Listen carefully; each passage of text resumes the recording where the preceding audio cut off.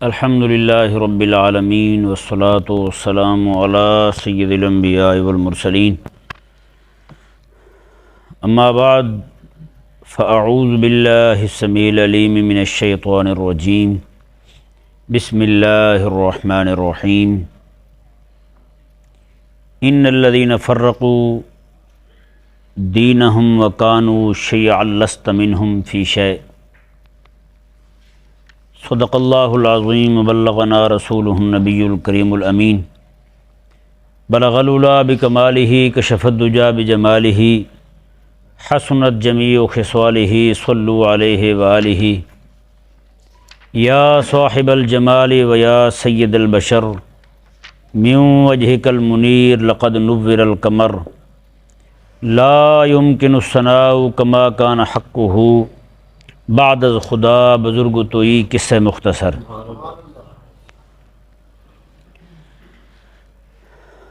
اللہ تبارک و تعالی نے قرآن کریم میں ارشاد فرمایا ان الذین فرقوا دینہم وکانوا شیعا لست منہم فی شیء، میں حبیب پیارے بے شک جن لوگوں نے اپنے دین کے ٹکڑے کر لیے وکانوا شیعا لست منہم فی شیء، آپ کا ان کے اور وہ لشکر بن گئے، علیحدہ علیحدہ گروہ بن گئے، وکانوا شیعا وہ گروہ بن گئے علیحدہ علیحدہ، لست منہم فی شیء حبیب آپ کا ان میں سے کسی کے ساتھ کوئی بھی تعلق نہیں ہے، آپ کا ان میں سے کسی کے ساتھ کسی طرح کا تعلق نہیں ہے۔ انما امرہم الی اللہ، بے شک ان کا معاملہ اللہ کے سپرد ہے، ثم ینبئہم بما کانوا یفعلون، پھر اللہ تبارک و تعالی ان کو بتا دے گا جو کچھ یہ کرتے رہے تھے۔ یہ ذہن میں رہے کہ حضرت سیدنا موسیٰ علیہ نبینا و علیہ السلام کے ماننے والے اور حضرت عزیر علیہ السلام کے ماننے والے خود کو یہودی کہتے ہیں۔ کیا کہتے ہیں؟ یہودی کہتے ہیں۔ اور یہ یہودی جو ہیں انہوں نے نعوذ باللہ من ذالک حضرت سیدنا عزیر علیہ نبینا و علیہ السلام کو خدا کا بیٹا کہہ دیا، حالانکہ رب تبارک و تعالی نے نہ کوئی اس بات پر کوئی دلیل اتاری، نہ سند اتاری، نہ اس کے متعلق کچھ فرمایا۔ انہیں حکم تھا کہ وہ توحید کو اپنائیں، انہوں نے نعوذ باللہ من ذالک اوپر سے اللہ تبارک و تعالی کے لیے اولاد ثابت کر دی۔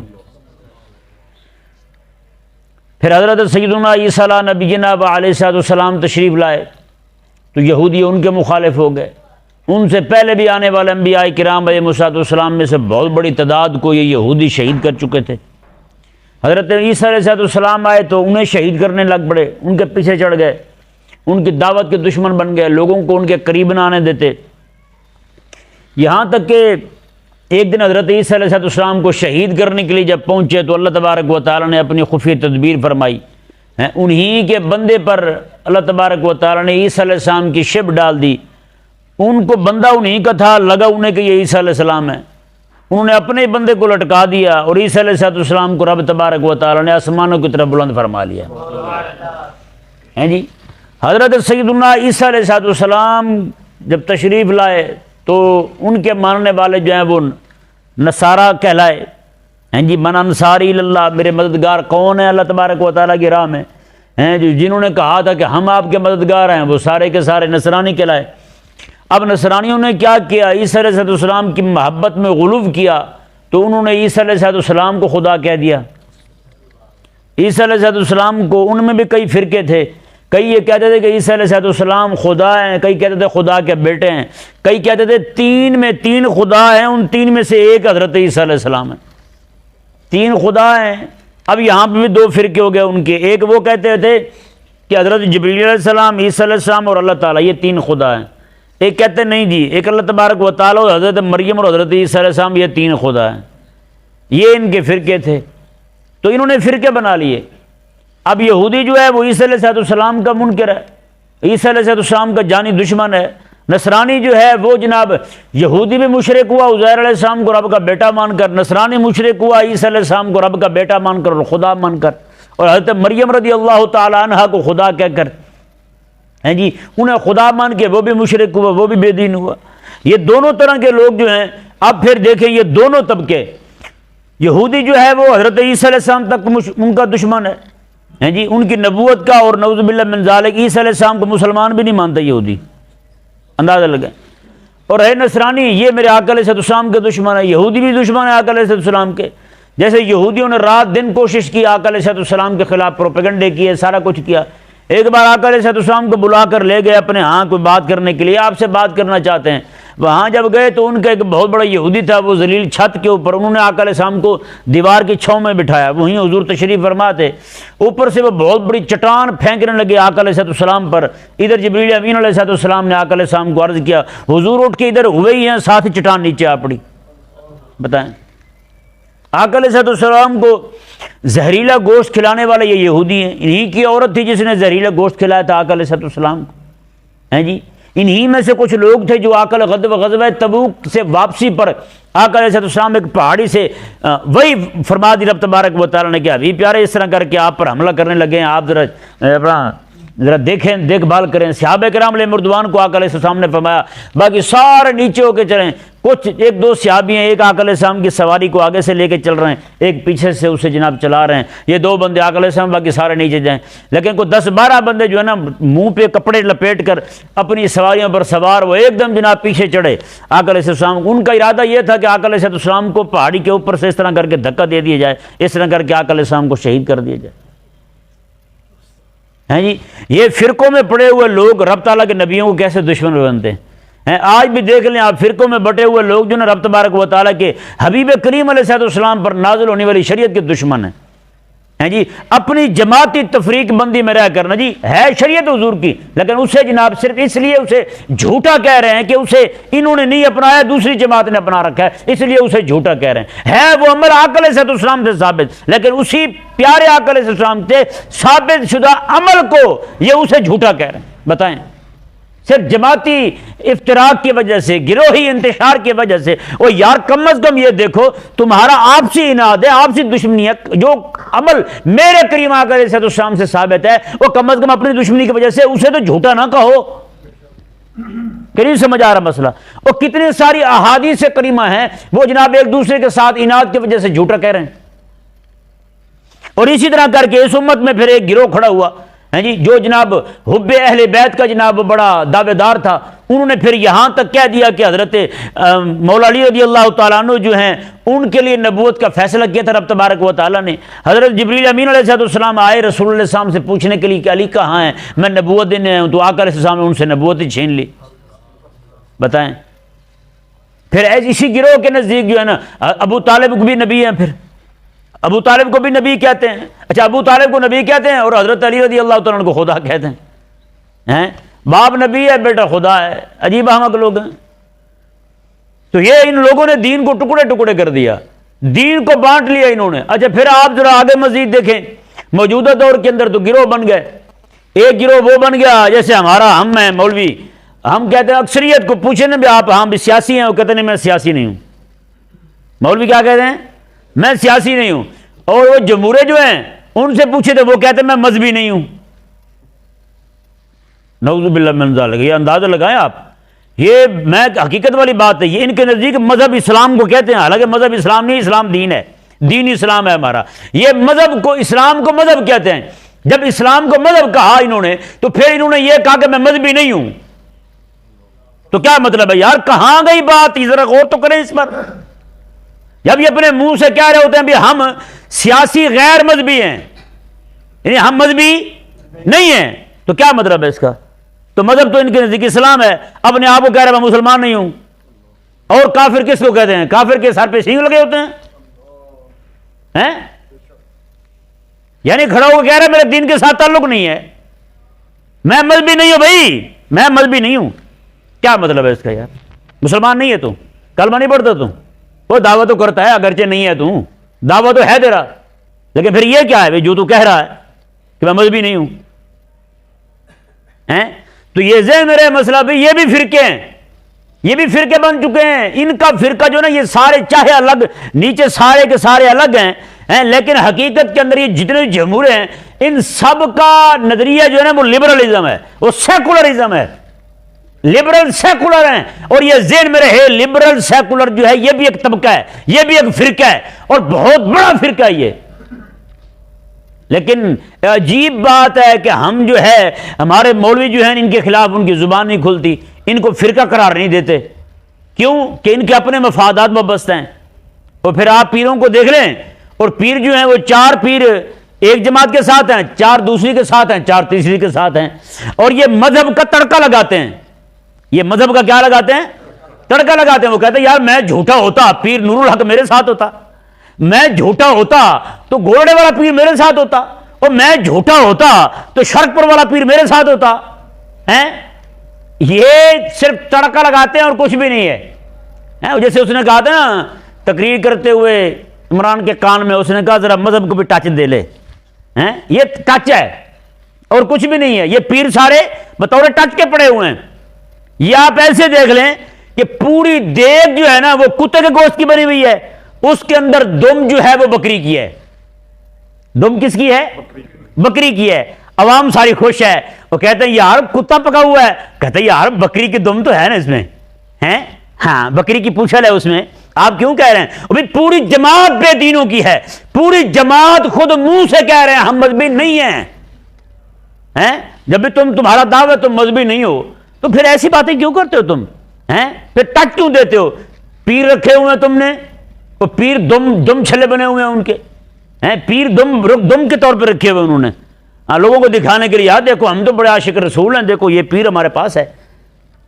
نعوذ باللہ من ذالک۔ تو یہ ذہن میں رہے جتنے بھی جمہورے ہیں، ان الذین فرقوا دینہم وکانوا شیعا، بتائیں جی وہ ایک نے تو دین کا ٹکڑا کیا نا، دین ایک حصہ لے کے آیا، اس نے کہا یہ دین ہے، اس نے تو سرے سے انکار کیا، اس نے کہا میں تو مذہبی ہوں ہی نہیں، اس نے تو سرے سے انکار کر دیا میں مذہبی نہیں ہوں۔ بتائیں پھر۔ اور خالق اور مالک نے ارشاد فرمایا جی دیکھیں لست منہم فی شیء، حبیب پیارے یہ جو ان بکھیڑوں میں پڑے ہوئے ہیں نا جنہوں نے اپنے دین کو ٹکڑے ٹکڑے کر لیا ہے، میں حبیب پیارے تیرا ان کے ساتھ تعلق نہیں ہے، ہاں تیرا ان کے ساتھ تعلق نہیں ہے۔ اور یہاں پہ ایک بات اور بھی ذہن میں رہے، دین کے اندر ٹکڑے کے مطلب ایک اور بھی سنیں ذرا۔ کئی سارے لوگ ہیں جن کے نزدیک رب کے فرض کی اہمیت کوئی نہیں، رب کے فرض کی اہمیت آپ دیکھ لیں پوری زندگی صرف مستحبات پہ گزارا کرتے کرتے، انہی کا دفاع کرتے کرتے، انہی کے لیے بولتے بولتے مر جاتے ہیں۔ دین کے لیے کبھی ان کے منہ سے ایک جملہ نہیں نکلا، دین کے لیے ایک جملہ نہیں نکلا ان کے منہ سے، نہ ہی دین پر عمل کی وہ دعوت دیتے ہیں، دین پر عمل کی دعوت نہیں دیتے، نہ دین کے دفاع میں بولیں گے نہ دین کے دفاع میں لکھیں گے، صرف مستحبات پر لکھتے لکھتے مر جائیں گے۔ بتائیں نا بھائی، ان کو کہا جائے یار یہ رب تبارک و تعالیٰ کے دین پر حملہ ہو رہا ہے۔ ابھی پچھلے دنوں ایک بندہ ہے جی اپنے آپ کو سید کہتا ہے، سید کہتا ہے اپنے آپ کو، اور اس نے کہا یہ رسول اللہ علیہ السلام کے دور میں روزہ نہیں ہوتے تھے، یہ مولویوں نے گھڑے ہیں۔ بتائیں، اس نے کہا یہ جھوٹ ہے کہ آقا علیہ السلام روزہ رکھتے تھے۔ بتائیں،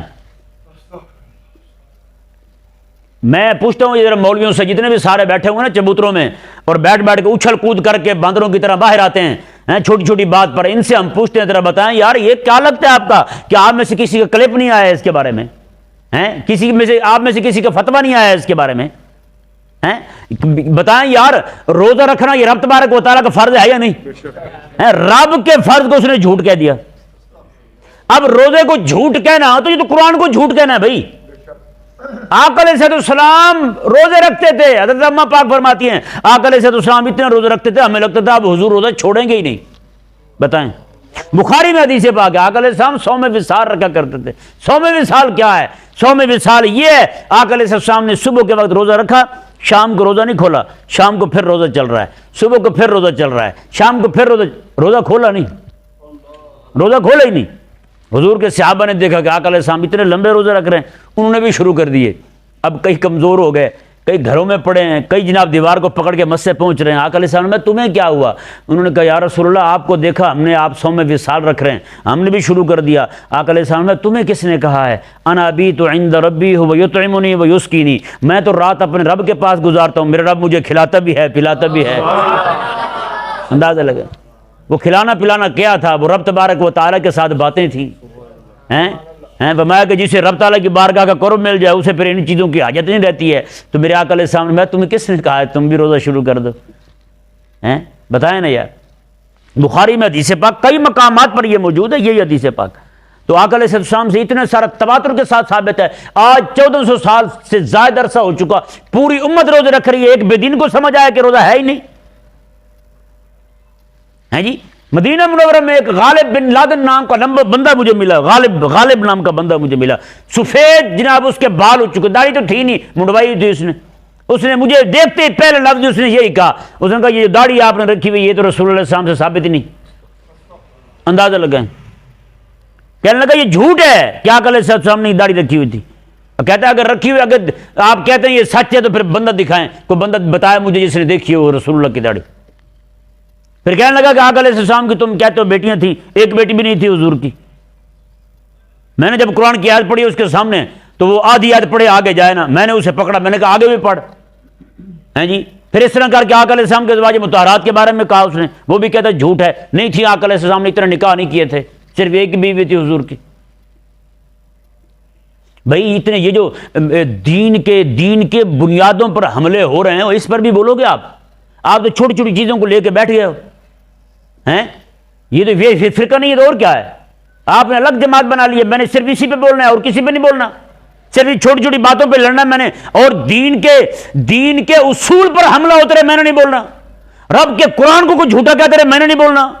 یہ فرقہ نہیں تو اور کیا ہے بھائی؟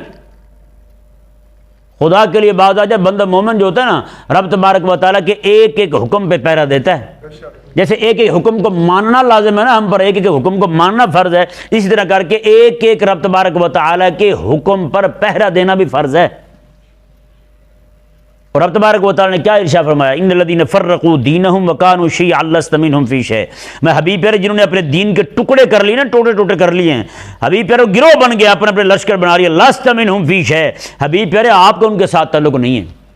ایک عرصہ تھا پہلے کہ ایک جماعت جو ہے وہ دوسری جماعت سے لڑتی تھی, ایک جماعت ایک مسلک دوسرے مسلک سے لڑتا تھا, اب خیر سے آپس میں لڑ رہے ہیں.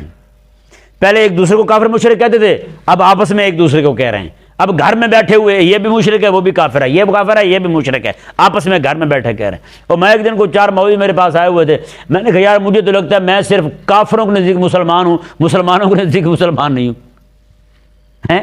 کافر ہمیں مسلمان کہتا ہے, باقی مسلمان ہمیں مسلمان ہیں نہیں مانتے.